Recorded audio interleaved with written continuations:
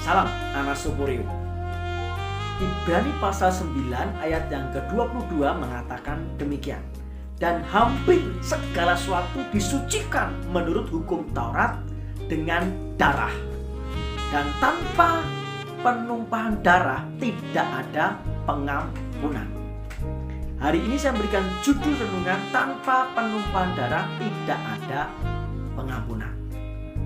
Ayat di atas jelas mengatakan bahwa tanpa penumpahan darah tidak ada pengampunan.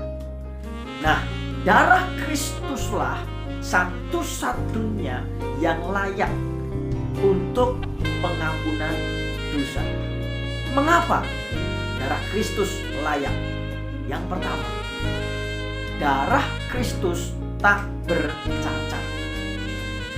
Ayat yang ke-14 firman Tuhan mengatakan demikian. Betapa lebihnya darah Kristus yang oleh roh yang kekal telah mempersembahkan dirinya sendiri kepada Allah sebagai persembahan yang tak bercacat. Demikian juga di Perjanjian Lama, syarat untuk penebusan adalah darah yang tak bercacat. Imamat pasal 3 ayat yang pertama. Jikalau persembahannya merupakan korban keselamatan, maka jikalau yang dipersembahkan itu dari lembu, seekor jantan atau seekor betina, haruslah ia membawa yang tidak bercela ke hadapan Tuhan.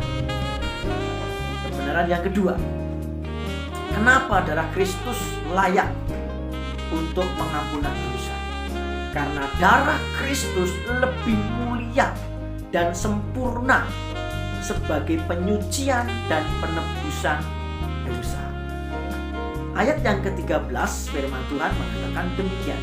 Sebab jika darah domba jantan dan darah lembu jantan dan percikan abu lembu muda menguduskan mereka yang najis, sehingga mereka disucikan secara lahiriah, betapa lebihnya darah Kristus.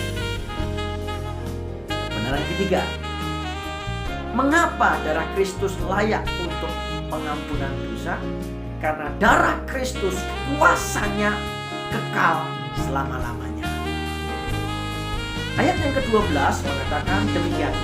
Dan ia telah masuk satu kali untuk selama-lamanya ke dalam tempat yang kudus, bukan dengan membawa darah domba jantan dan darah anak lembu, tetapi dengan membawa darahnya sendiri.